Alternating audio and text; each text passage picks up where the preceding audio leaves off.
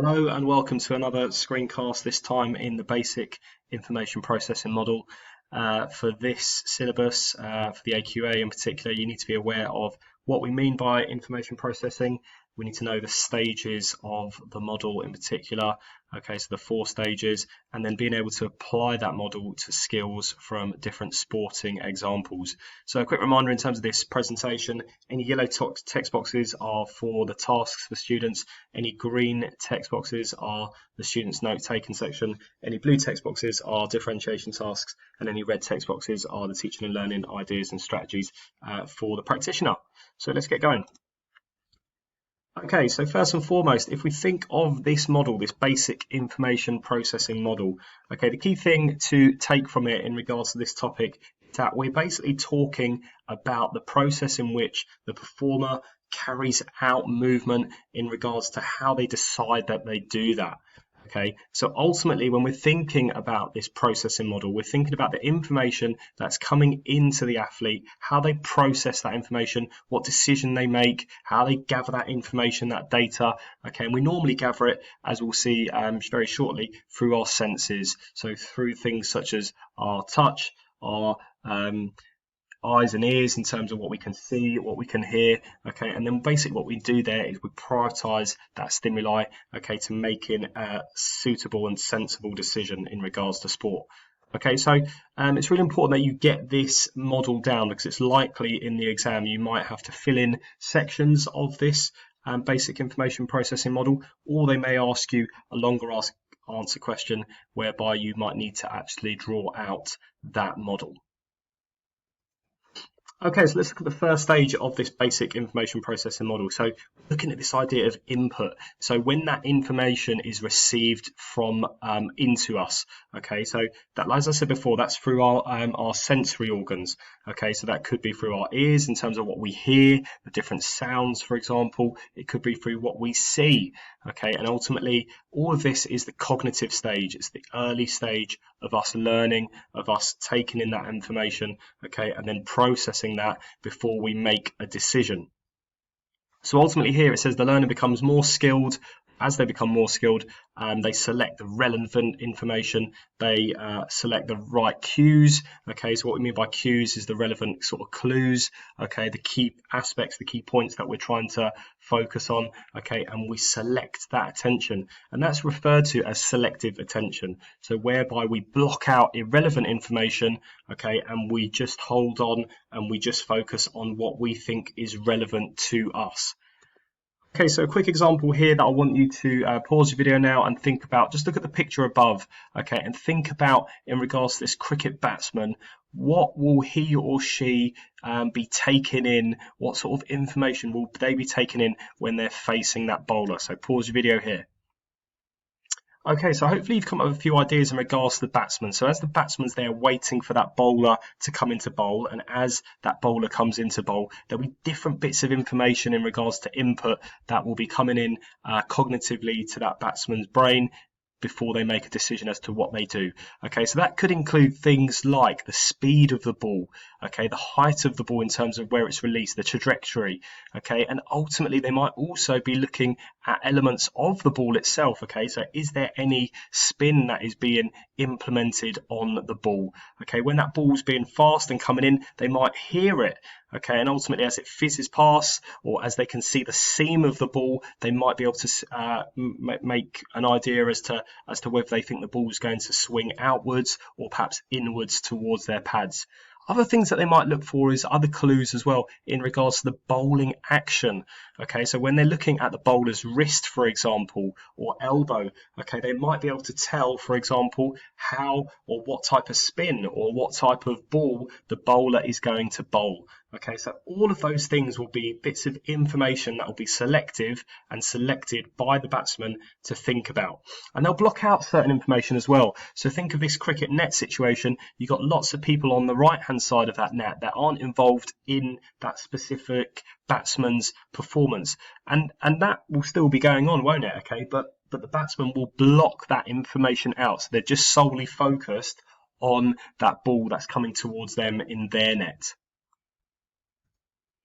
Okay, so let's move on to decision making. So ultimately, once we've selected that information and that's been inputted into us, okay, we then interpret that information, and that's through what we call our short-term and long-term memory. And basically what this memory does at this stage is it decides what, decides when, it decides where, and decides how we're going to respond.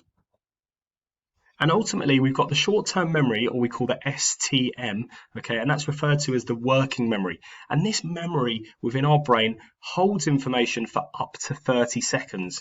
This has a vast capacity, so we can take in lots of information in our short-term memory. But ultimately, we can take in, hundreds of pieces of information at any given second or seconds as it goes by. So you sat there right now, for example, will be listening to me. Your selective attention hopefully will be to the audio of this video, okay? But ultimately there might be things going on around you. For example, a plane might be going above.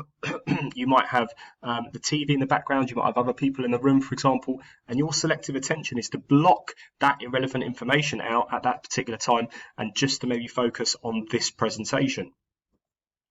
And ultimately, we also have the long-term memory, and this obviously holds information that can be rehearsed and stored for a longer period of time, ultimately, so that we can draw back on those experiences. We can't hold as much information as we can in our short-term memory, in our long-term memory. However, obviously, we can store it for longer, okay? And that's important, especially when we're looking at these past experiences, okay, maybe relevant at the time, and we can compare that to the information that we've just taken in from that short-term memory. So ultimately, sometimes when we say a performer is at their peak at the age of 28, 29, 30, okay, that's for various maybe physiological reasons, but it also can be psychological reasons as well. And part of that can be from their experiences. So they make the right choices, the fact they have more of those past experiences. So those past experiences have helped them to decide the correct decision, the correct output,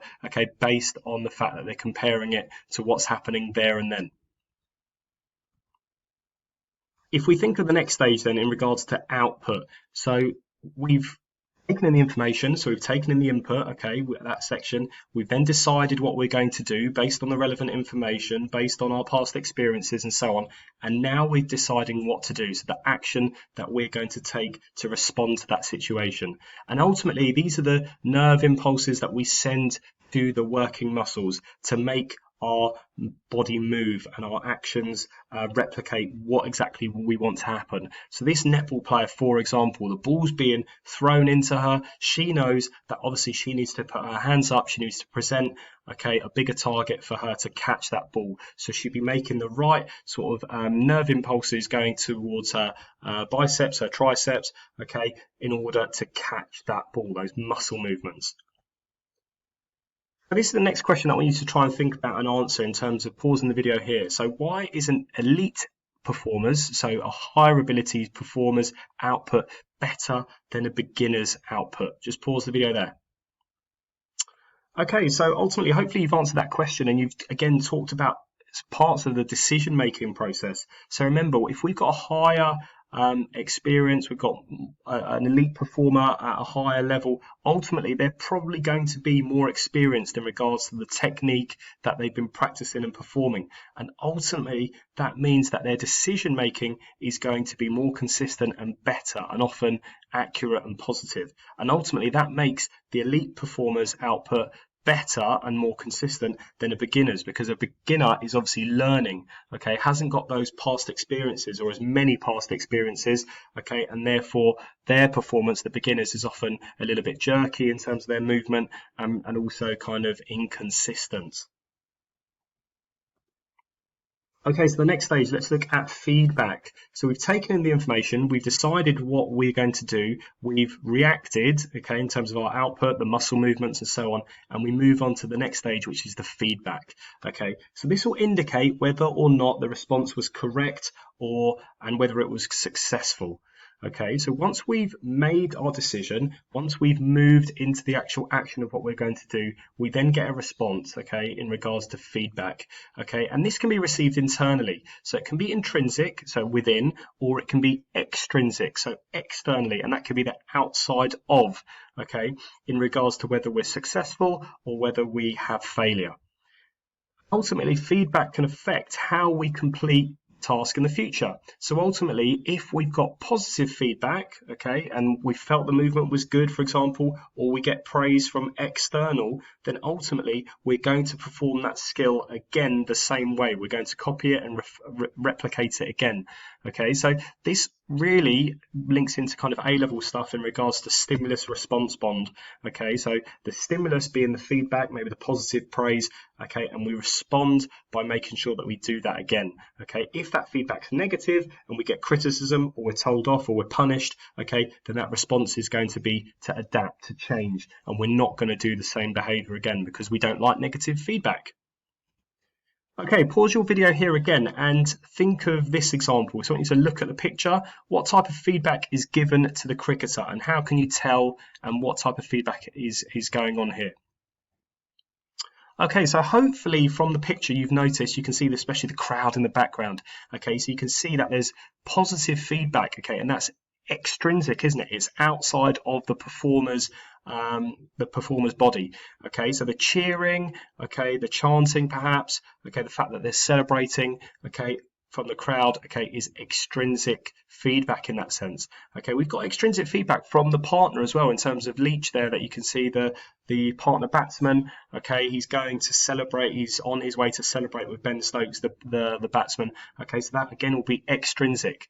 The intrinsic feedback may have been from Ben Stokes when he, a couple of seconds earlier when he actually hit that ball, he hit the shot, and it may have gone for 4, it might have gone for 6, or it may have just won the game, I think, at this particular stage. Okay, that would be the intrinsic feedback. Okay, so that feeling of, oh, I hit a good shot there. Okay, so let's move on to an exam station question. So look at the question. Using the stages of the information processing model, analyze how a performer hits a ball or a shuttlecock in a racket sport of your choice. So maybe use squash or badminton as an example. So pause your video here. Okay, if you want to use some of the differentiated sentence starters, then use them here. Okay, but give yourself about 7, 8, 9 minutes to try and answer that question.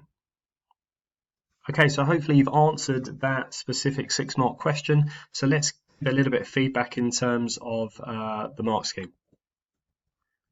So hopefully in the first instance you talked about the 4 different stages. Okay, so input, decision making, output and feedback as you've gone through it. That's the AO1. So make sure that you've included that diagram somehow in your description. Hopefully you've applied it, okay, to the specific sport, whether it been tennis, squash or badminton. So the input, for example, may have been things like the sight of the ball, okay, so seeing how the ball is moving towards the specific player. So do we play, for example, a forehand or backhand in tennis? Do we play an overhead clear smash, for example? Do we play a drop shot in badminton, as you can see in the picture? That's the input, okay, so the sight of the ball or the shuttlecock coming towards us.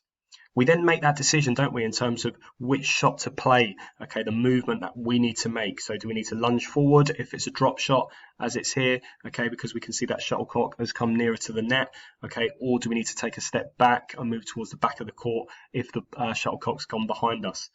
And then we've got the output, don't we? So we select the shot that we're going to play. And this sometimes actually comes from by looking at our opponent, okay, and looking at their stance, how they're holding the racket, okay, and also maybe their strengths and weaknesses. And that's all part of the decision-making aspect before we decide what shot we're going to play. But ultimately, then we decide which shot we play as the output. And then the feedback, was it a good shot?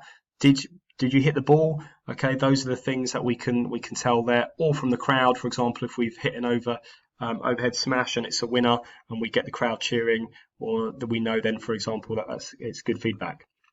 Have a look at the AO3, okay? I'm not going to go through every single section with you here, okay? But in your own time, just pause the video, just have a look at those things, okay, in regards to whether you got the evaluation, the analysis section in regards to the AO3, okay? So for input, decision making, output, and feedback itself.